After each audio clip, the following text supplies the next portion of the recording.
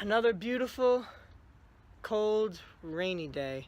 Well, even if it isn't another perfect day, we're still out here, we're still filming. Ladies and gentlemen, anyone watching this is video number 8, and you might realize I'm outside. But I did say in my last video, the weather's warming up, it's becoming spring, besides today, obviously. But I have big news for you guys. I am building my very own backyard bass pond.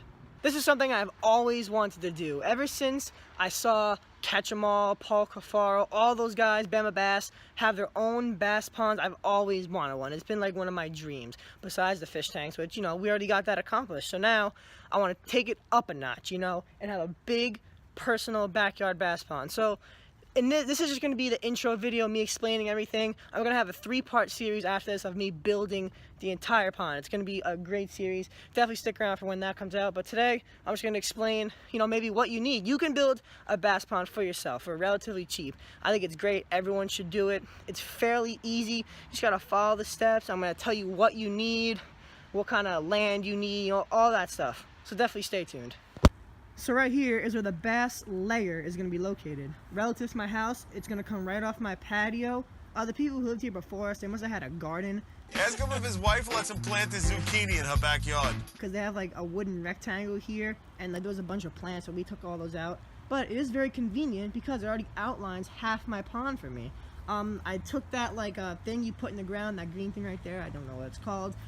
I just outlined the rest of it, what I needed, you can see there, and I put rocks on the other side of the pond wall to just mark it out for now. I'm going to be using this Total Pond pond liner. This is really, really good stuff. It's 10 by 13 feet, 4.5 milliliter thickness, so that's good. You don't want your ponds to be too thin, else water's going to break out. It's good for medium ponds, but the dimensions of the pond that it's meant for is 6 by 9 by 1.5 feet deep, which is what I'm gonna be making my pond. You could obviously change it, maybe make it 6 by 7 by 2 feet deep, you know, but I'm definitely gonna do those dimensions, which I feel is gonna be good for my pet bass in the future. Besides the pond liner, you're gonna need the pond tube, obviously, to run it from the pump, and then I have a Tetra pump right here, Pond Tetra it's called. This is this is a 1,000-gallon pump, 1,000-gallon per hour pump. And it's for ponds, see if I can zoom in on that, 500 to 1,000 gallons. This is going to be 607 gallons. I did the math. But yeah, this is plenty of enough water for what I need. It's going to pump it good, going to aerate my pond good. And I just have a 20-foot pump because I'm planning on putting the pump here, running the tube along there, and then coming out the back. But for my filter, I do have a waterfall filter. I'm really excited about this. I've always wanted a waterfall filter instead of like a normal filter, because when you put it over there, it's gonna look like an actual pond. It's gonna come off, run off, it's gonna create air, like a nice sound in the backyard. It's gonna be good. And this just came with a filter. This is from Tetra Ponds. This came with a filter pad. And there's a hole in there where the tube goes, obviously. But yeah, and I just purchased some extra filter, just in case.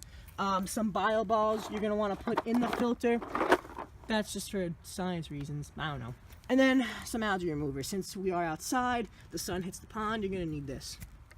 But yeah, that's really basically everything you need. And I'm gonna plant this, put rocks, twigs, shrubs. It's gonna look beautiful, but for starters, that's all you need to build a bass pond. And we need to supply power to the pump, obviously. So we're gonna take this old electricity box, we're gonna rewire it, hire someone to do all that, fix all that, so we can run the cable to just right in here, and then it'll go all the way to the house right there.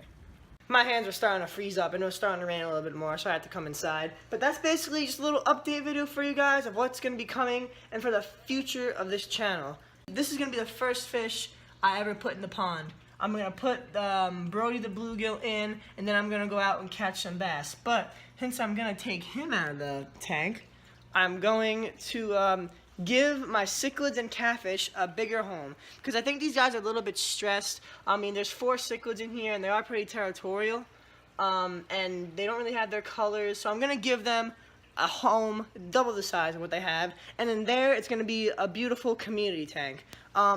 if you have any suggestions for any community fish, I don't really know anything about them. Like, I know like mollies and stuff like that, but other cool community fish tanks, definitely give me some ideas. How am I putting a bunch of little fish in there? Relatively small fish I'm talking about.